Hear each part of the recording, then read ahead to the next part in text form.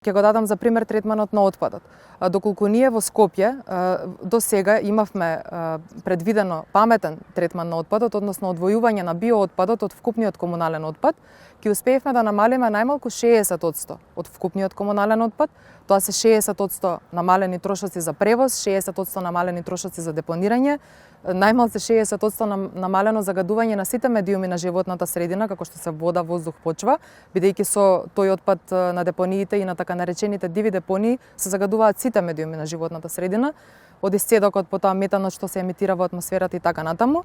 И освен што со биокомпостирање, со инсталирање на современи автоматизирани единици кои ќе го преработуваат органскиот отпад, ние може да произведеме вредност од него, можеме да произведеме хумус, односно висококвалитетно органско ѓубриво, кое може да го користиме потоа за облагородување на почвите, за урбано земјоделие, можеме да го користиме и за јавните површини. Ние имаме и во градот една урбана градина, за жал е само една Бостанија, но се надеваме дека во следниве неколку години ќе имаме многу повеќе.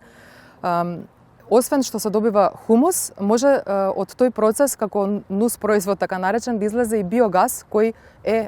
од обновлив извор на енергија и кој заедно да речеме со поставување на фотоволтаични системи на индивидуални домаќинства или пак градот да ја основа својата прва фотоволтаична централа, ние би можеле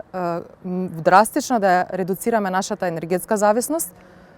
да преземеме сериозни чекори во борбата против енергетската сиромаштија